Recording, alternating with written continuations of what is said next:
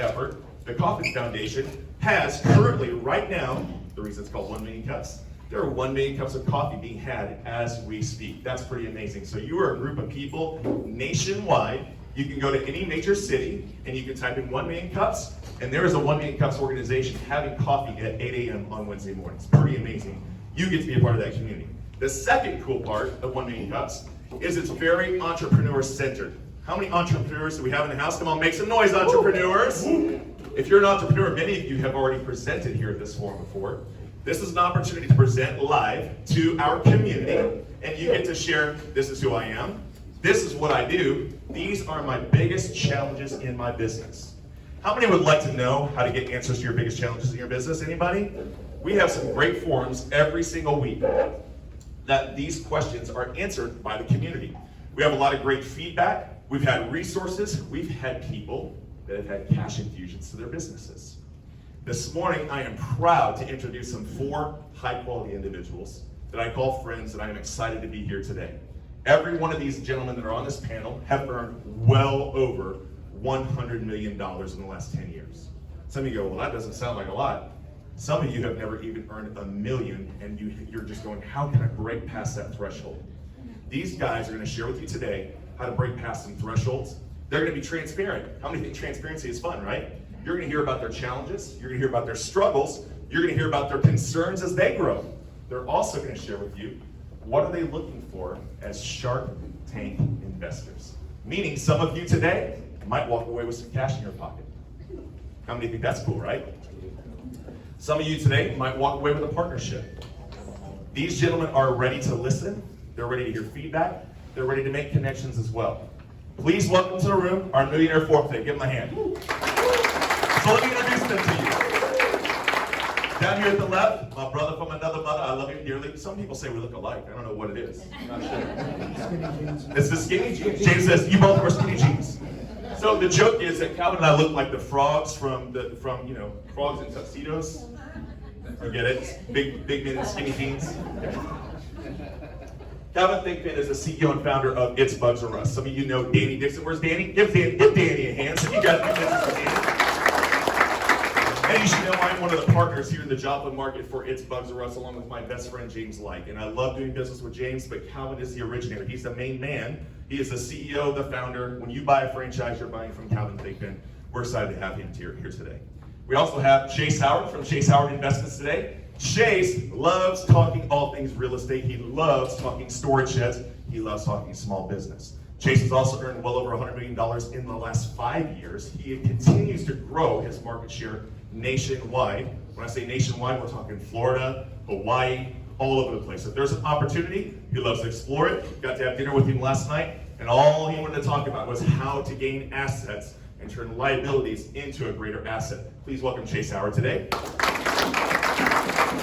I know many of you, if you've been to any of our seminars for higher vision coaching, training, consulting, if you've been around the Joplin market, you've heard the name James Like, you've heard Revolution Home Buyers. I am very proud. We go back 20 plus years. We went to college together. I had hair then, believe it or not. There was hair on his head. And James was driving a milk truck. And he might even share a little bit of his journey today about how he did his first real estate deal. Anybody remember the old original Hackett's over in Easttown, right? Yeah. On a napkin at the original Hackett Hot Wings. And so he's also gone through some struggles and challenges. He is now the CEO of Revolution Companies with more than 20 different entities. Please welcome James Like to our forum today. Now, some of you may not know who Caleb is. Some of you may know. Caleb is a Southwest Missouri boy, actually from Jasper, Missouri. Yep. Played high school basketball in Jasper, Missouri. And if you go to Judy's Truck Stop, anyone know Judy's Truck Stop? A few of you. Caleb owns Judy's Truck Stop. It's one of his many businesses. If you've heard of the multifamily cartel or a lot of new commercial developments happening in Joplin, strip malls and different things, he's buying stuff up. He is an amazing entrepreneur of mine. Recently, he served on a panel. Everybody know who Emmett Smith is? Look at me, Emmett Smith, right? Dallas Cowboy fans in the house, make noise, okay. Recently, he served on a multi-millionaire panel forum with Emmett Smith. He travels all over the country and sharing his knowledge about real estate investing, business investing, and cash flow. Please welcome Caleb Marty to the room this morning. So gentlemen, with that said, let's go ahead and get started. So the biggest question of the day is, what are the biggest challenges you've had as an entrepreneur? Caleb, we'll start with you. So starting back whenever I first got started, cash flow and liquidity was a huge issue for us. I started with nothing, so how do you start a business when you have no cash and no banking activity? I didn't realize you could come to stuff like this and raise capital or find investors that were interested in your business. So we had to just start building from scratch, start buying one piece of equipment at a time. Employees was an issue. I didn't have capital to just say I could go hire 10 employees. So it took me a couple years to build up to the point where I could cash flow a business, start getting bank loans. And if anybody have ever tried to get a bank loan starting out in your first 3 years of business, it's almost impossible, right? So I would say banking, then employees, like finding that right person for your right hire. Even now, our biggest struggle is employees. We're starting to exit a few of our businesses just because it's so hard to get employees below that $15 to $18 an hour threshold right now. Mm-hmm. So you're a young guy, Chase, you're a young guy, and you guys are about the same age, and you shared with me, so you're how old? 32. 32. How many think it's pretty amazing to meet a multimillionaire that's 32 years old?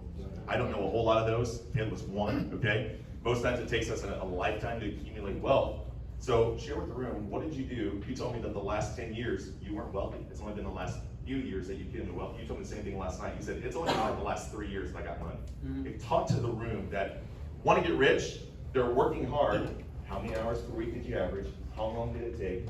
What were the challenges in your mindset? So my biggest challenge in mindset was, I can't work any more hours, so how do I make any more money, right? I was averaging probably 110 to 115 hours a week. Did that for the first 5 years and still had $0.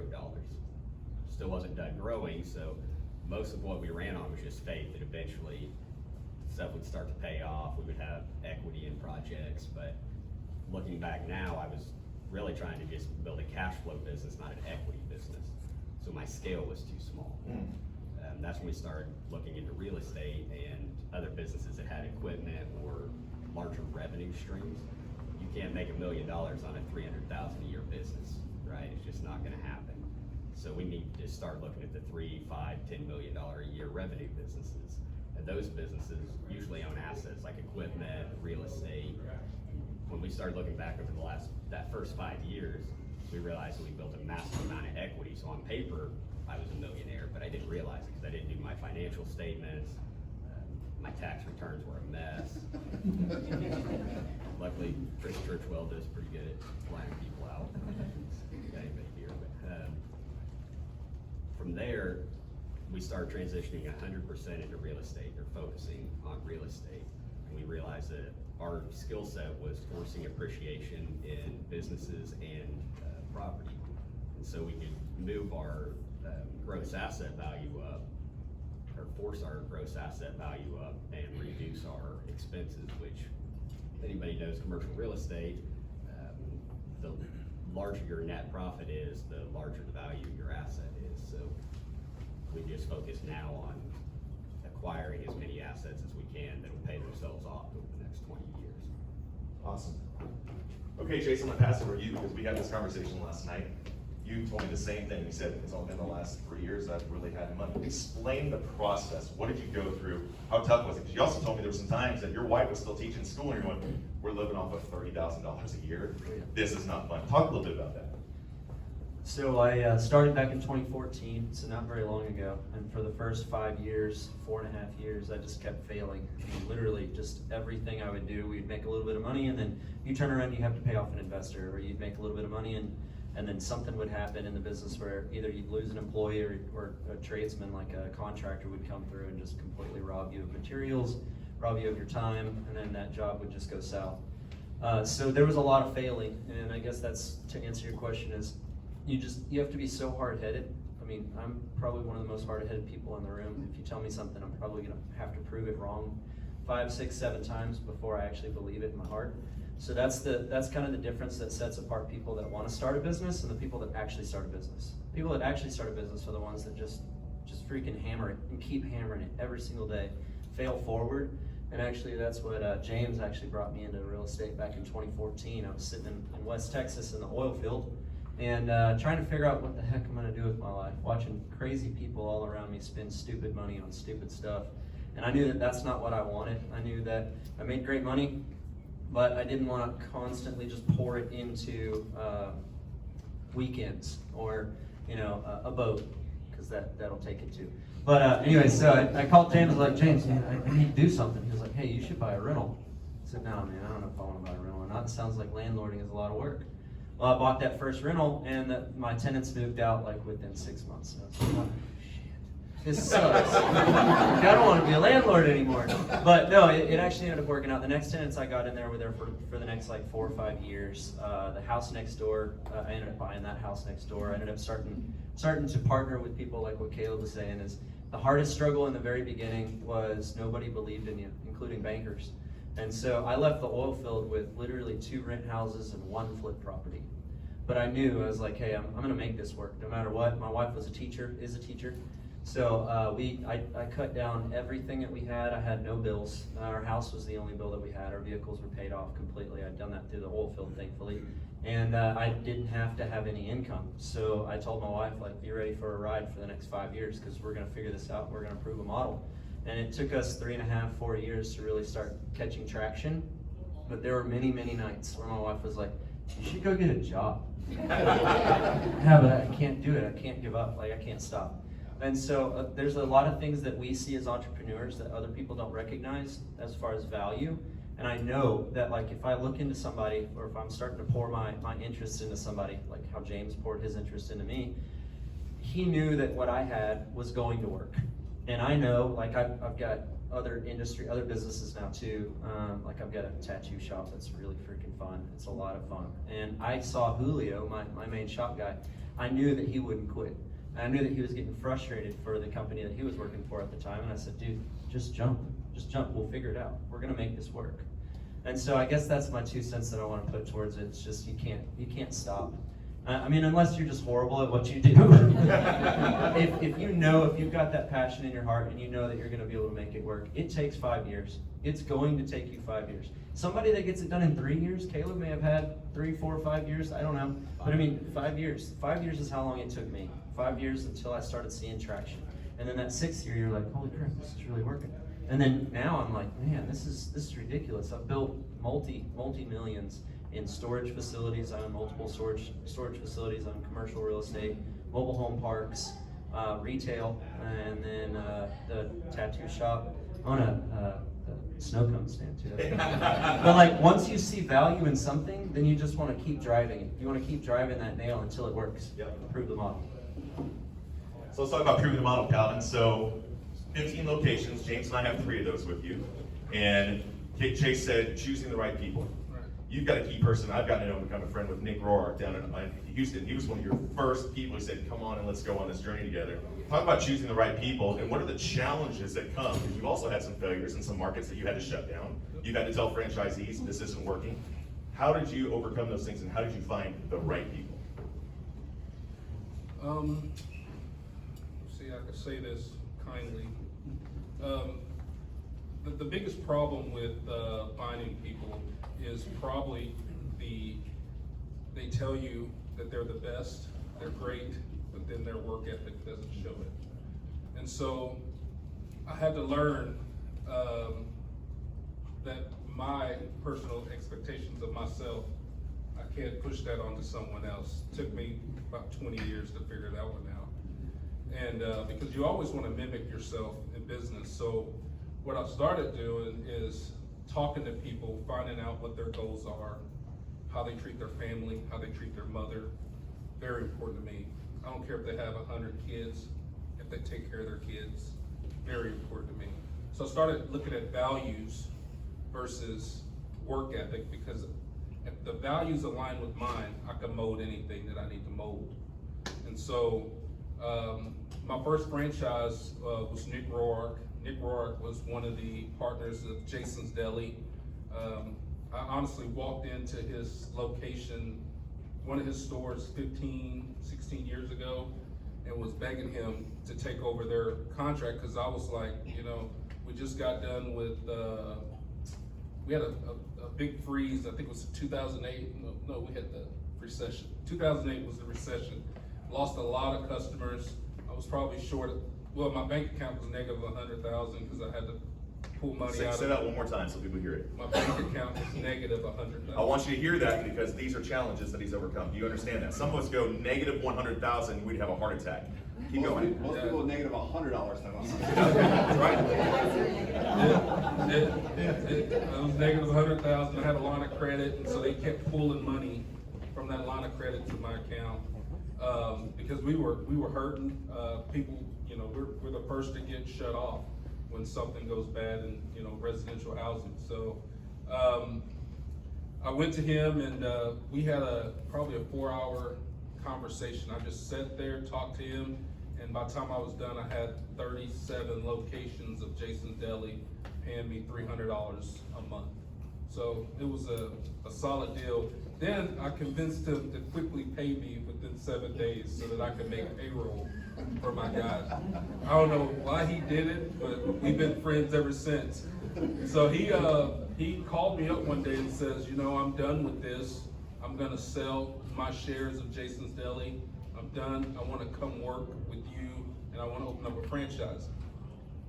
I tried to talk him out of it because I had all the anxiety and fears of how it was when I started out. And I was like, I care for this guy. I don't want him to go through those things. Again, I was pushing my feelings, you know, my issues onto him and not believing in him. And he's been one of our franchises for 3 years now. And this year he's gonna grow 680,000. So hopefully I answered that good. Yes, very good. So James, finding the right people. You and I talk about this a lot. Your big core value is surround yourself with the right people. How do you find the right people, and then how do you raise them up so they can continue to be successful? Well, first off, it took me 15 years to make any money. So I must be a little bit dumber than these three here, but, or more stubborn or something. But anyways, yeah, I'm all about surrounding yourself with the right people, giving people opportunity. Obviously, that was really hard for a long time because you don't want to relinquish any control.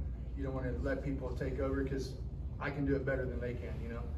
We all think that, and I think there's a stat that says probably 75% to 80% of the things that you turn over to someone they'll take care of, and they're going to drop 20 or 25. So you just have to up your threshold on, do I allow them to have an opportunity to fail?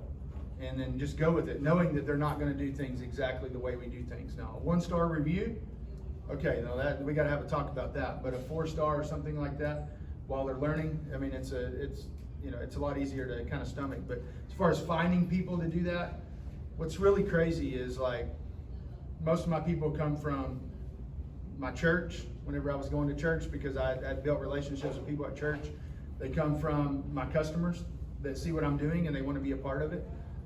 They come from college. I'm sorry. Some do. Some do. There's a lot of guys we went to college with that JD and I would never hire in a million years. Some never went to college. Yep. Some were smart and didn't get school loans. See, that's another thing. You got me on that one. That's 2-0 here. But anyways, you know, it's just one of those things that you got to find people that you trust. And how do you know you can trust somebody? You spend a lot of time with them. You break bread with them. You know, one of our biggest challenges every week is what are we eating for lunch every single day.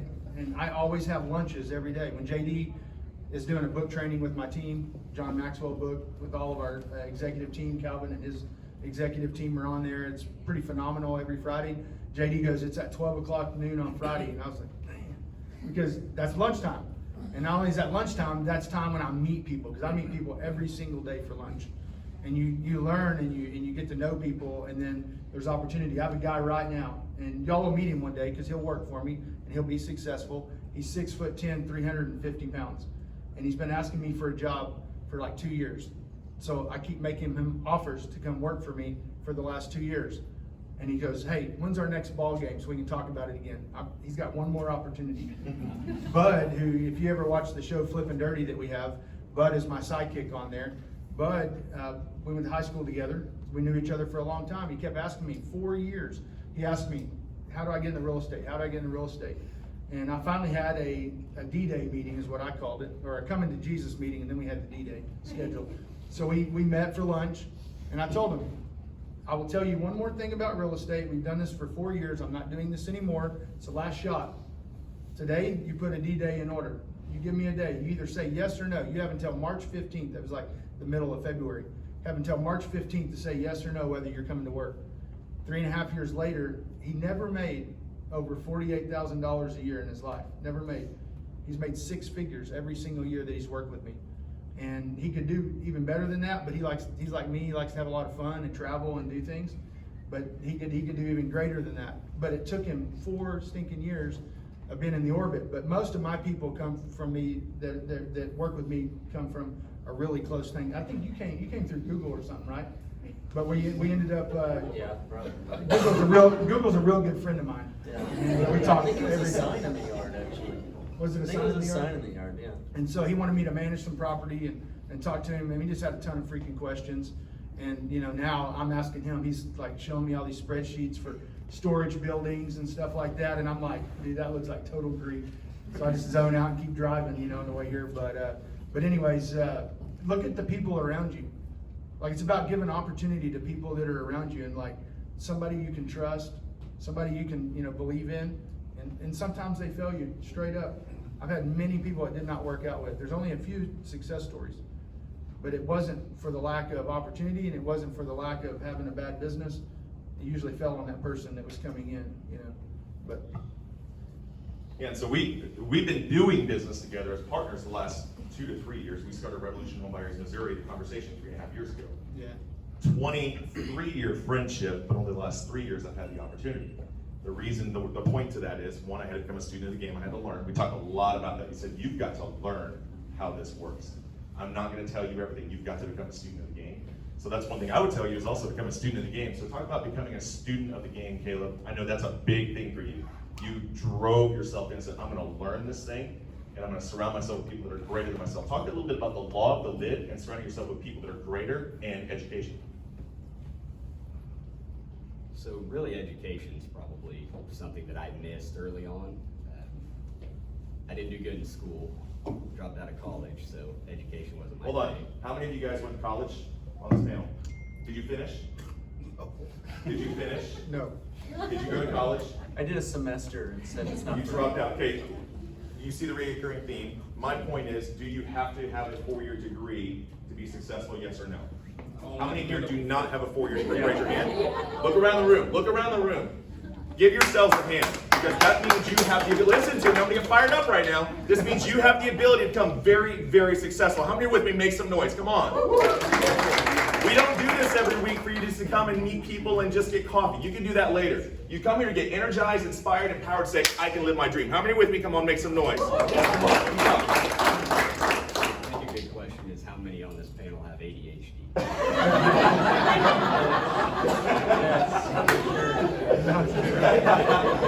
Talk down to the ball on people's heads.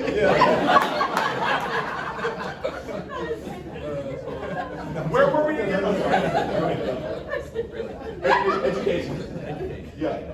So probably 4 years ago, I started looking at, whenever I started looking deep into real estate, I started doing some houses, I was making good money at it, but I still didn't know what I was doing. I was just throwing spaghetti at the wall to see if it stuck. See if it stuck. Then I started stumbling onto some of these coaches that, looking back now, probably weren't people to look up to, but I bought their courses, I started watching all of it, I was like, oh, this is what I'm doing, I guess I'm doing it right. So I kept doing that for a while until I started stumbling onto some of these mastermind groups. They didn't offer coaching, but is what I realized when I get into those mastermind groups, you're paying a really high barrier of entry to be around people that are at your level or above. So a lot of the groups we're in are 25 to 35,000 a year entry fee for 3 to 4 events a year. And is what I found in those groups is it's all people that just want to help you grow your business, much like this panel. Like, I know at lunch we'll come up with something good, right? It's the same thing at those mixers or mastermind events. I'd find somebody that I wanted to partner with at those. You can just tell after 2 or 3 days of staying in the same house, bigger Airbnbs, that there's people there you wanna learn from or partner with.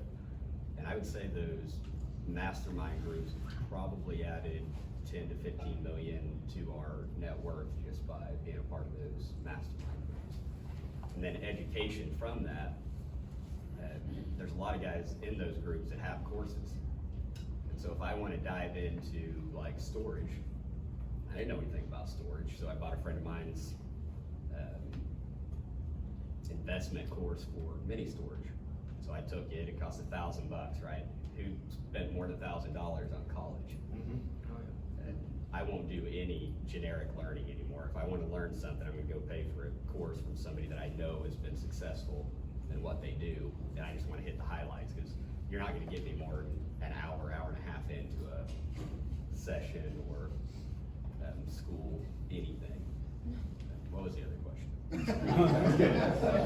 Yeah, that was it, that was it. So my next question about that segueing is, I wanna talk about your moving forward as you're growing, because all of you guys wanna grow. You know, so James and I, we have a vision for 50 markets in 5 years with Calvin. Calvin, you're a part of saying, how can I be a resource to help grow 47 more markets, right? So when we talk about growth, everyone here, how many here wanna grow their business, no matter what business you're in? How many have challenges with growth, no matter what you're doing, okay? That's why you come to 1 Million Cups, is to hear how you can overcome challenges. Let's talk about the challenges to growth. Your visions, where you're going, what do you see? Be transparent a little bit. What do you see for your lines of business? You're all multimillionaires, very successful the last few years. What challenges do you see moving forward? Who would like to begin that conversation? Calvin, I'll okay. take it. So, my goal is to grow to 100 franchises. Also, brand venture acquisitions. My goal is to buy at least 20 to 30 businesses a year. And so, the only concern I have with growing fast is resources, as in people. Right now, the hiring market is pretty low. When you got McDonald's paying $19 to flip burgers. When I worked there, I made $5.50. I made $5.50 an hour. It was a jumping point to a career, not a career. But I'm not going to talk politics here. I think my biggest concern is employees placement. It's not about. I'm not worried about the work, because I'm a hammer. I'm always gonna keep pushing. When I have tunnel vision, when it's time to hit a goal, I always hit a goal. But it's definitely gonna be employees. It's gonna be the #1 issue for the next 5 years. I don't think we're gonna get out of this for a while. And so how do I combat that? Well, I went to the junior colleges and talked to some counselors and set up programs to where I will help pay for college if you come work for me. So they get a payroll check plus $1,000 a month if they come work for me, but that doesn't go into their pocket, it goes directly to the school to pay for their whatever loans they have or housing.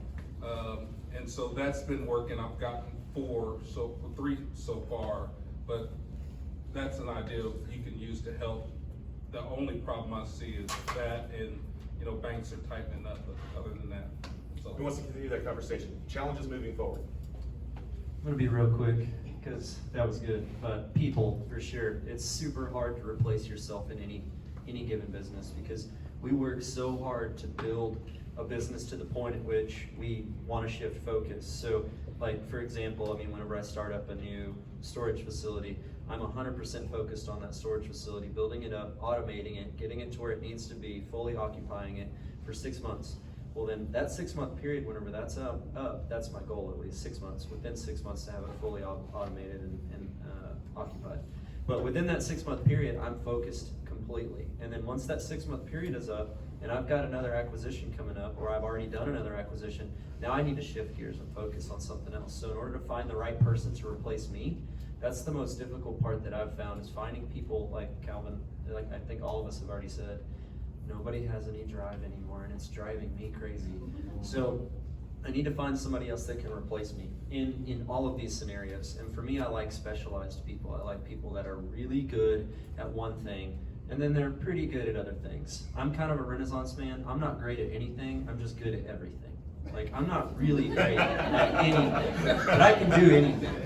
So like, I want to find that person who's kind of the yin to my yang. I want to find somebody that is more specialized in certain areas, and so that is becoming more and more difficult as well. So that's kind of my 2 cents there. Cool. And I'm going to attack the question from a different angle, because a lot of people think that one of the biggest challenges should be money and finding money. And Calvin said the banks are tightening up. The banks are always tight. The banks always want something ridiculous in exchange, and they want us to pay taxes. Who in here wants to pay taxes? If you pay taxes, then you need to go read Robert Kiyosaki or a bunch of other guys and figure out how much money you're wasting. Pay your fair share, okay? But don't Very overgive. little. Don't overgive. Very little. And so, anyways, money's never the issue on these things. I'll give you an example. Tara knows this. Tara's on our team here in Joplin area. And what was the conversation we had like 3 weeks ago? I think it's 3 or 4 weeks ago. We had, this is gonna blow you away, we had zero money in our account, and we had a need of $650,000 to close a bunch of houses in Joplin. And what did I keep saying all week? I gotta find it, I gotta find it. I'm turning over rocks everywhere. I'm calling everybody. I'm texting people, nobody's texting back. Nobody wants to give me any money. It's there, it's all there. I had until like next Friday, like this is the week we were talking about, next Friday, to put it all together. And so what does a smart guy do? He jumps in the truck and heads to go play casinos, right? Now it doesn't end with me winning the 650 grand. That's not the point. I got all but $130,000, okay? All but $130,000 of that 650 in about a week and a half. I went and found it. Like, you can stink and find the money if you look for it. Well, I'm driving there, and I'm telling you, I did everything. I worked so hard. I grinded so hard for 2 weeks trying to find the rest of the money. Could not find it.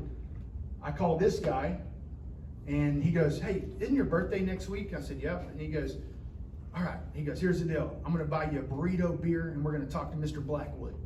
And Mr. Blackwood is an investor in Texas. So he's like, "I'm going to do that for your birthday." And he said he'll invest in your business. And we go there. Did he show up? No. He did not show up. He likes to drink a lot. He was at another bar. He got stuck at the other bar and forgot to come to our bar. But here's what's amazing.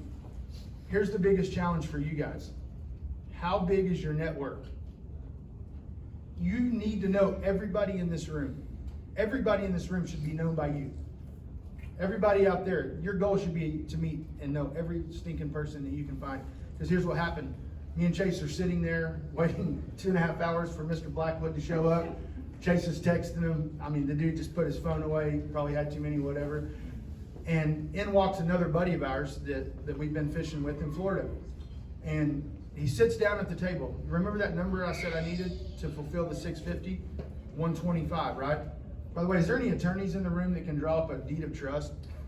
Anybody? Okay, maybe I need a referral. I'm dead serious on I that. know somebody. Okay. I got you. It's ridiculous. 3 weeks trying to find an attorney in town to return my calls. And so it's driving me nuts. But anyways, my buddy Ryan comes in. He sits at the table with us.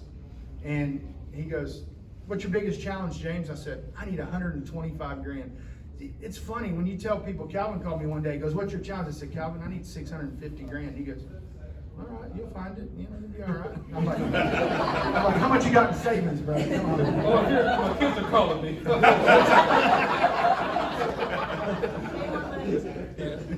And so, but I ask everybody, and I pretend like 650 is nothing, because you never know who's got your money in their pocket. You don't. Brian Pink's here, my good buddy. Brian's been selling our houses here that we flip, and he has a lot of connections and stuff too. And he can tell you the richest guys in Joplin do not wear Gucci suits or whatever the cool kids wear these days. I have no clue what that even means. But anyways, they're not wearing nice stuff. We got dressed up for you guys today, believe it or not, with my fishing We're shirt. changing But- immediately after. I don't even own a jacket. All these guys have jackets. I don't even own one. I do. So Ryan goes, "What is your biggest challenge?" I said, "I need 125 grand." And I said it just like, "Hey, you know, I need a fist bump or whatever." And he goes, "Guess what?" I said, "What?" And he goes, "I'm closing a deal on Monday and I get 130 grand back. I'll just give you that 130 grand. I'm like, "Sweet," he even paid my closing costs. And so he wrote it up. So your biggest challenge right now is to make yourself known and to go know people. I think is, and moving forward, if people are the capital, they've been negatively talking about people, yes, we all do, but the more people you know, the more opportunity you can give, and the more opportunity that comes your way. So get out there and know people, so. Okay, so that segues to the next question. So as investors, every one of you guys buy businesses, invest in the businesses, or even sometimes have to close businesses down because it's not being profitable due to the current status of economics, right? So it's no lack of trying or working hard, but how important is a business plan and execution of strategy? Caleb, I'd like to start with you. I don't know what a business plan is, but to me, it's not important. Really, if I can see the margin is there in a business, I already know what utilities are gonna cost, insurance, phone plans, stuff like that. So I can audit financials of an operating business already and just see if it's gonna fall into where we operate on the rest of our stuff.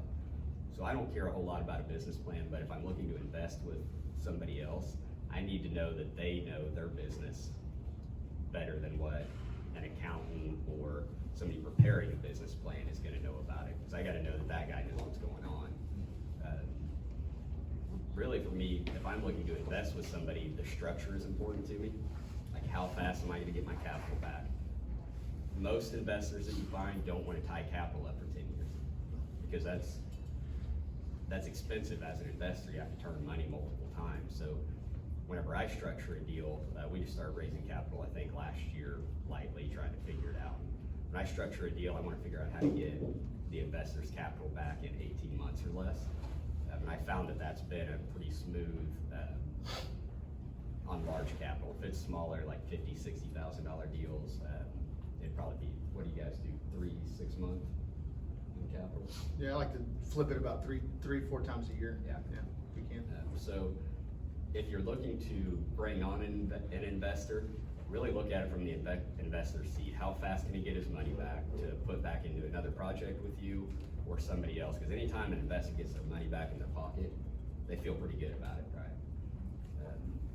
So the other side of that is are you giving equity or debt? Do you guys give equity on your stuff? It just depends on the structure. I've taken equity on almost everything I try to jump into. It depends on the people. Really, if I like the people, I want equity. If I don't like the people, it'll be a loan. So I like the loans on businesses more than the equity, just because I'm trying to exit businesses faster. So you're quicker.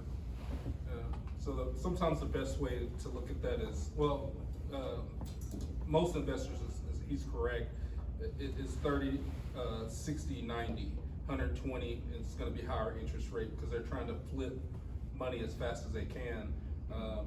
But I always like the equity. Yeah, I just want to add 2 cents to that real quick. And then most of you guys assume like, okay, you guys are millionaires. You got to have $3 million sitting in the bank, $5 million sitting in the bank. But the difference is that I'm looking for opportunities constantly to pour money into. And so like what James was talking about, if I've got a deal over here that I need to put 150 grand into, and I've got the 150 grand, but I've got another deal over here with Calvin. He's like, hey, I'm going to double that 150 grand in a year. But this 150 grand over here is only going to pay me 15%. I'll be like, come on, Calvin, let's do this. And that becomes a completely different parameter. Now I'm going to go to James and be like, hey James, let me borrow 150 grand and I'll give you 8%.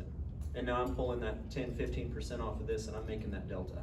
Equity So, arbitrage, right. So I think there's a difference in like our mindset is all completely based off of what the deal is, what the business is. So for me, it's not always about how much interest am I gonna make. A perfect example again is the tattoo shop. I poured 80 grand in the tattoo shop, didn't have a return on it for 2 years because of COVID. And now it makes 50 grand a month. So like I'm doing great now. So, but it takes time sometimes and it just depends on what the asset is, what the deal is. Let's continue on that note before we open up for question and answer is, as investors, this is your jam. You love talking about equity and numbers and P&Ls. As investors, I think Caleb started that thought about what he's looking for. What are you looking for? We have a lot of people, and how many would love to have cash injections today, by chance? Anybody? Okay. Because you guys said, hey, we will have conversations. What are you looking for? Someone approaches you after this meeting, what are you going to look for and what kind of conversation are you going to have? I'm kind of like him. I don't mind you having a business plan or not having a business plan, but, you know, if we put 50 addresses into your Google Maps, it's gonna take you all over the place. But you gotta have a A to Z. And what I really like to look at when I look at a business's 2 years financials, sometimes 3 years financials, I wanna look at your banking statement, also QuickBooks if you have them, and whatever software you're using. And what I'm honestly doing is matching deposits up, seeing if you're using your business checking as your personal checking. That's the number one thing a small business does.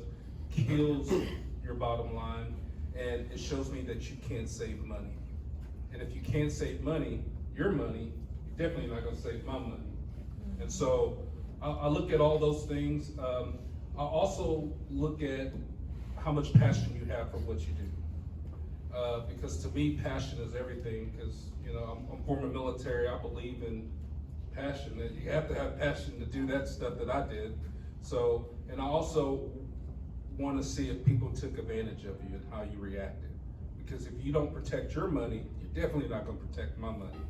And so I also looked at, you have an issue with losing majority ownership while the deal's in place. Because most of the times, if I see a business deal and I really like it, I'm gonna put a lot of money in it, and I mean a lot of money in it, but I wanna take controlling interest so I can make a roadmap, because I have a team. We wanna make a roadmap to how we can become successful and duplicate over and over and over and over. Then I can back out, and you get all your business back. Or we can stay partners, it's up to you. But I like duplicating things, but. Go ahead and continue that conversation. What are you looking for as investors? Me specifically right now, I'm looking for actual trades. I want a service industry business. I want something where people are specialized in something, because I'm kind of burnt out on people that are not specialized, and then you just have to continuously find the next person that's $7 an hour to $15 an hour. So I need specialized, I need a trade. I'm looking for, specifically electricians, AC business, plumbing, that kind of thing for service industry, because Roofers. roofers, that's another good one. Roofers not as trade, but I do like the roofing model. But I Insurance like, company?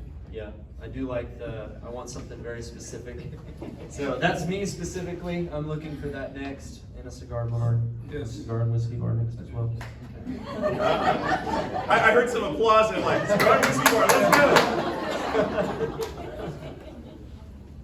I've heard about this cigar and whiskey bar for like 3 years. Time to take action. Bro. Yeah, it is. Caleb will be your first investor. But only for 90 days. 90 days. I have a business plan for you. He won't smoke up your profits. That's a dad joke. Yeah, I'm the oldest one on the panel. So for us, right now, the same kind of gist, right? Service industries. We've acquired an HVAC company. We've also acquired a pest control company in Joplin. And It's Bugs or Us, Mr. Danny Dixon, doing a fantastic job with that. Hopefully he's killing all of your, what did you call those? Some kind of ants. Well, in Texas we call them piss ants, but that's bad. What's it? Odorous house ants. Odorous house ants. There you go.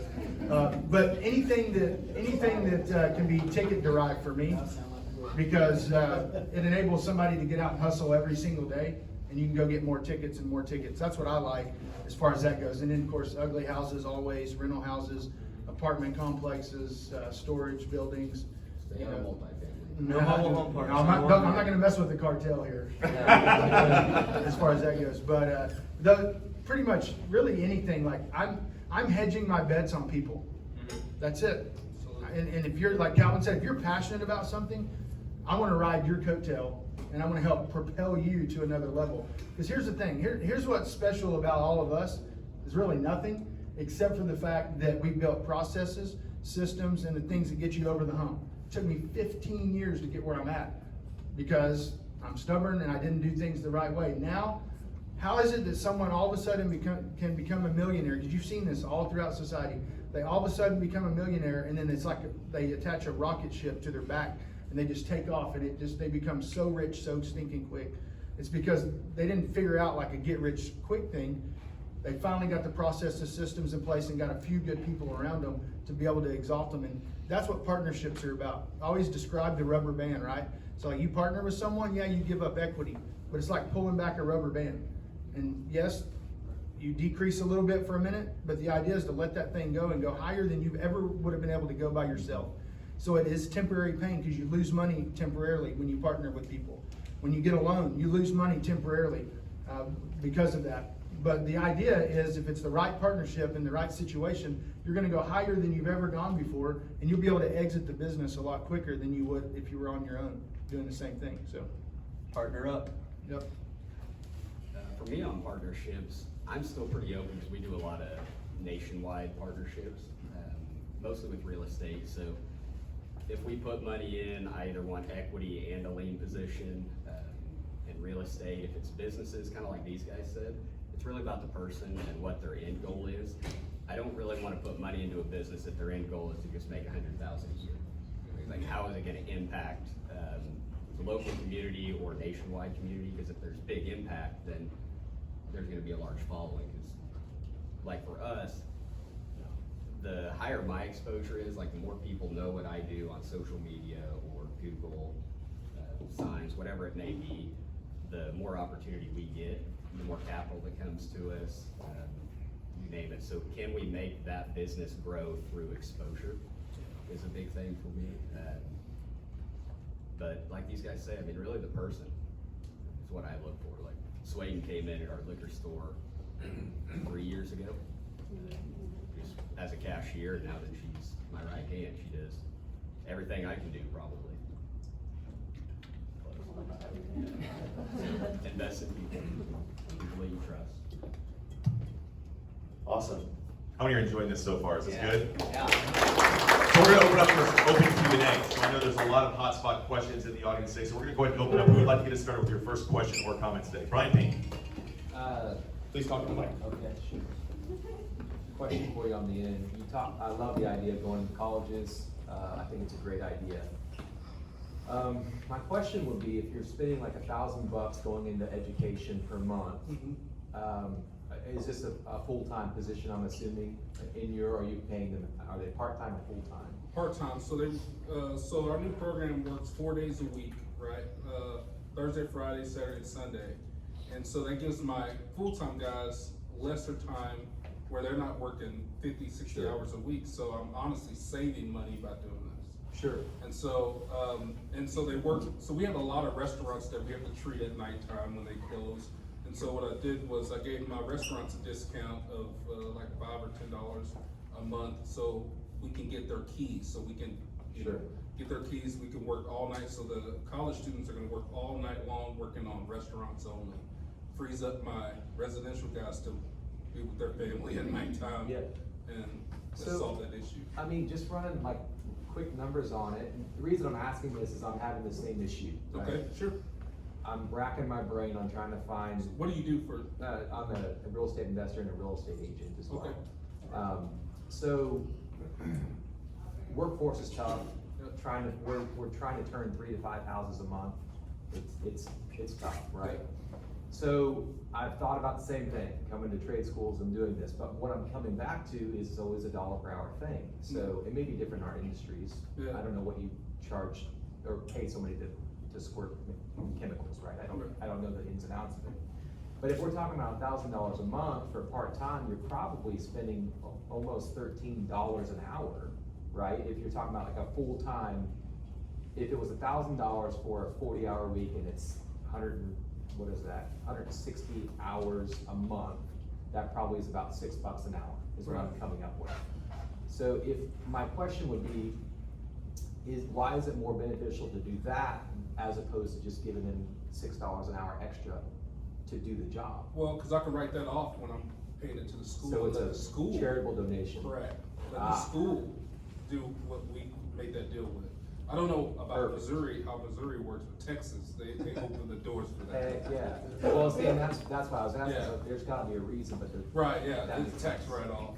okay. So does the bank add that back as income then, when they're looking at it? from My accountant doesn't. The accountant, but like the bank's figuring debt service, will they add that back? Yeah, The see, question that's was, a good let me make question. sure everybody hears Caleb's question. The question was, does the bank add that back? Who was it? Does the bank add that Like back depreciation and interest. by depreciation and interest? Yeah, I don't know. I haven't read it. So you've got a rockstar CPA though. I know Yeah. that's your big thing. You said my CPA, like I'm talking about this, I don't know, my CPA knows, right? So CPA, listen, business is simple. You find smarter people. Partner up. Alright, I know my CPA, he has, it's a lady and a guy. They have insurance that covers me if I ever get audited. That was the number one thing, because if you're gonna skirt the line, I need insurance. I don't wanna talk to no IRS agent. I don't even want them to call my name. So, and on top of that, they also are lawyers, so they do tax law. So I tell them my problem, because I pay them a lot of money. This is my problem, you need to fix it.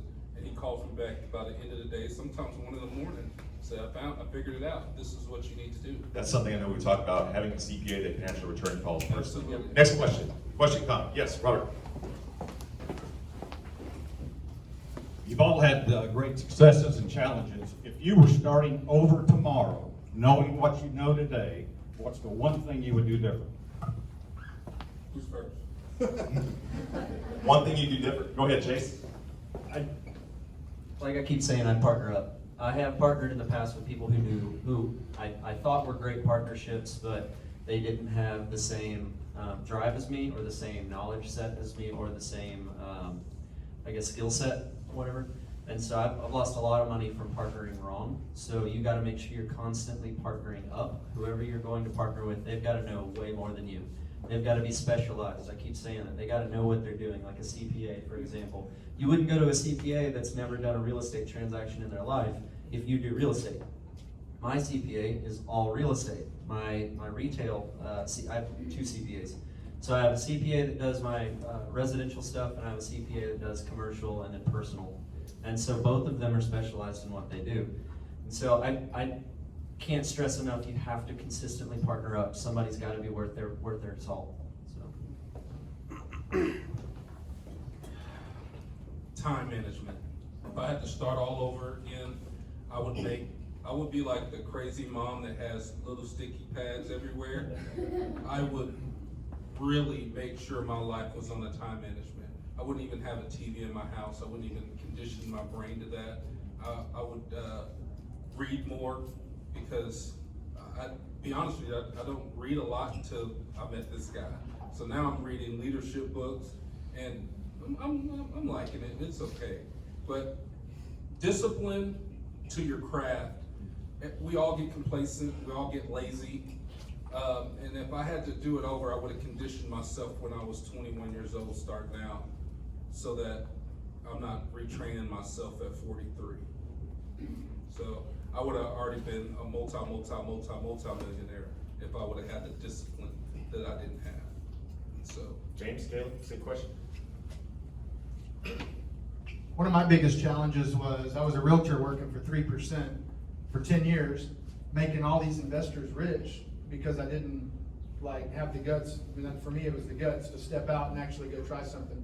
Kept making excuses about, oh, there's no money for that, can't find the money for this, there's no deals available out there, all the bogus stuff we hear every day from people who make excuses. And for me, I should have, I got them suckers rich. I've got a multi-million-dollar friend right now who made a killing off of the big depression that we had in 2008, the recession.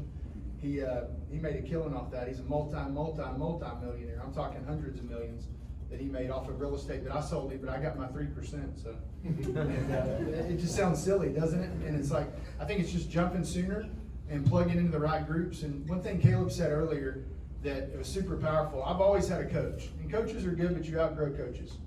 And not every coach specializes in every area of your life. Right now, I've got one saying, you're fat, you need to lose weight. I know this. I pay him $6,000, $7,000 a year to tell me to go exercise and eat right. But I still go do the opposite, it's like whatever. But when it comes to real estate and different things, he's not an expert in that.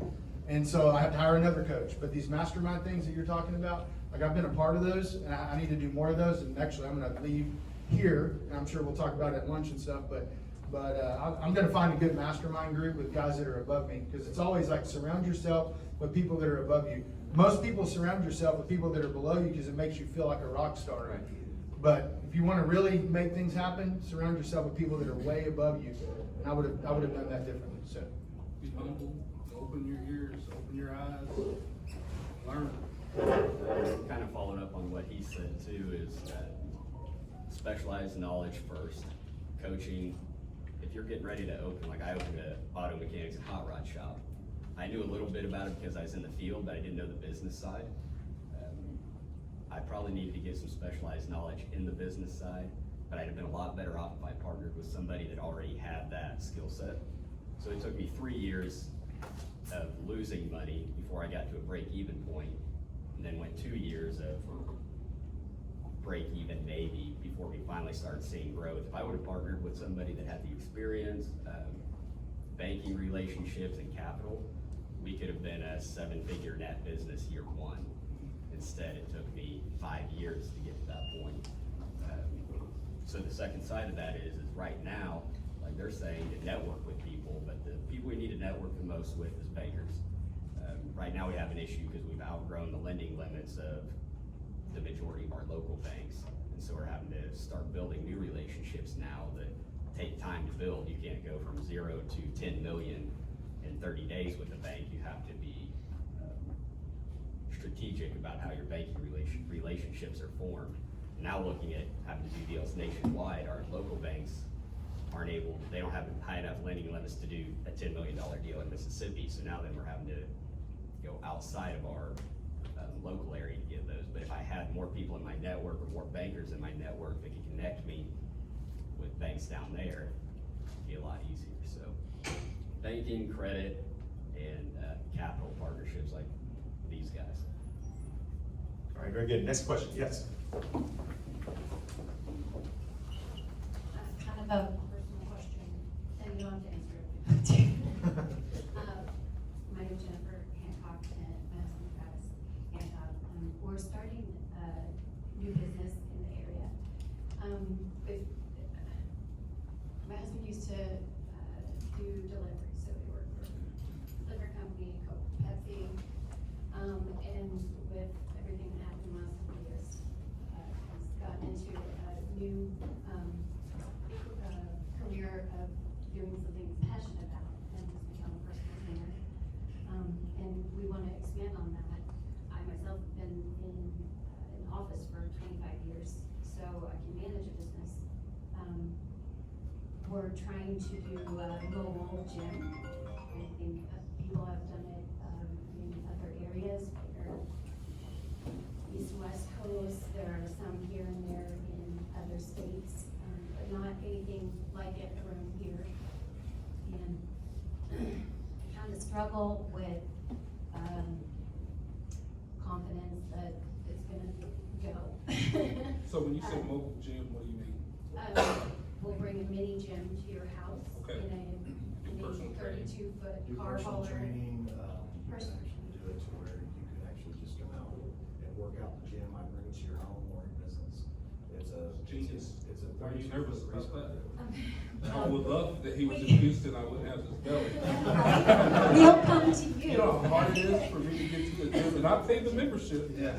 Yeah, I a got lot of 3 them, people, yeah. you know, they pay the membership, Genius. they don't have any motivation to go, a lot of times too. If we're coming to your house, you just have to come outside and come work out in it. It Genius. take a lot of excuses out. So we've talked to a lot of people, and they love the idea. So my question is, how do you overcome the fear that it's still not gonna take off? Great question. Yeah. Go ahead, Calvin. You're gonna get Calvin fired up. Yeah. I heard this, I've heard this. We all have fear. Can I speak frank? Or- Yeah, go for it. Do we need to cut the cameras? Because I'm from Texas, so, you know, chili and Mexican food. Yeah, so listen, fear is a normal thing. You know, people used to say, well, you were in the military, was you not scared? Fuck yeah, I was scared. But it doesn't stop me from doing what I need to do to protect my brothers. Yeah. So these are my brothers, so I'm gonna do everything to protect them That's your husband, you're gonna do everything to protect him. You cannot let fear stop you from achieving something that I think is awesome. Now, I'll still do it. my It's just- mind is already, I'm thinking of, plans where you get monthly subscription, scheduled booking. Routes. Oh, man, oh. Yeah, that's- routes. that's the idea. We I've started thinking all kinds of things to keep money flowing. Okay, let's keep that going. Fear. How do you overcome fear? Talk about that a minute. What does fear mean? False evidence appearing real. Yeah. I mean, it's just we all know that. You just gotta kick the door of fear down. That's it. I mean, it sounds so simple, that's it. My dad, in 1983, he still got it on his shop. He drew a car wash that was a brushless car wash that was only ran, it's just the same freaking car wash you see all over town now, right? He drew that, there was none of that around. He drew it, it's literally rotting on his garage wall, like the little moths are eating the paper, and it's flaking apart. My dad somebody inspired that, I don't know whether it's God or whatever, he got inspired to do that and to draw that out. And he never took action because he was afraid that it might not make it. Guess what's the worst thing? So I'm an anxiety guy. I'm ADD, it kind of all comes together. So I'll just be honest with you and say I overcome anxiety every single day. Most people would never know that, but it's the truth. JD can tell you that, it's the truth. But here's the thing for me. I'm also a pessimist. I go all the way to the end and say, what's the worst thing that's gonna happen to me? So you think about that, what's the worst thing? I lose every freaking thing I have. Guess what? I've already lost every freaking thing I've had, for me personally. That's why when I need 650,000 and I have this maniacal, Stormy's not here today, my assistant, but she always says, James, you're the weirdest dude ever.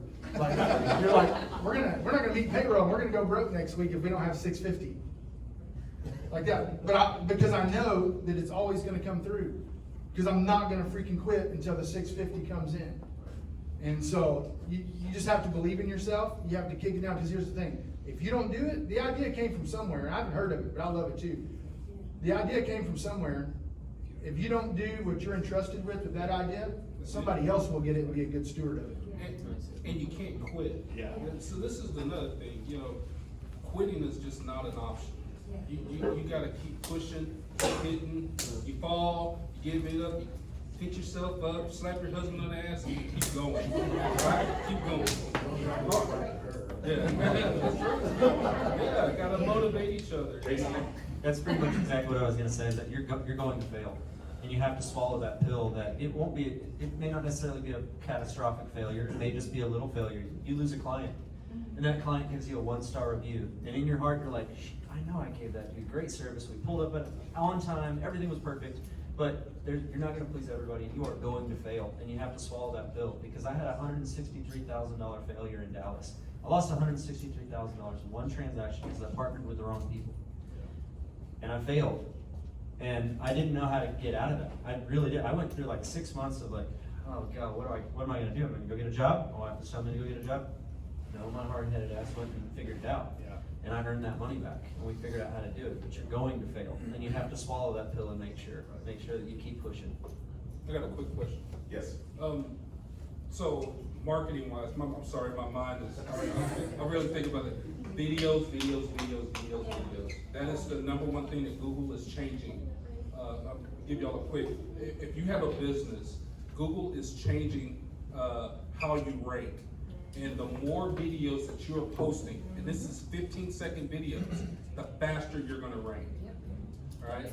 TikTok, Facebook, anything that's free to let you post the videos, you need to post them. You need to get followers, very, very, very important. And I'm sorry, but we raise some slow kids these days, so 15 seconds is the max. For the sake of time, we've got time for one more question and one more response, and then these gentlemen are going to stay here until 10:30 to answer questions on just kind of hanging out. Okay, so one more question from the audience. Going once. Josh had a question. Okay. 30-second question. 30 seconds. Hey, are you guys part of any trade organizations or international associations or anything like that you guys go to conferences, kind of? What do you do with that?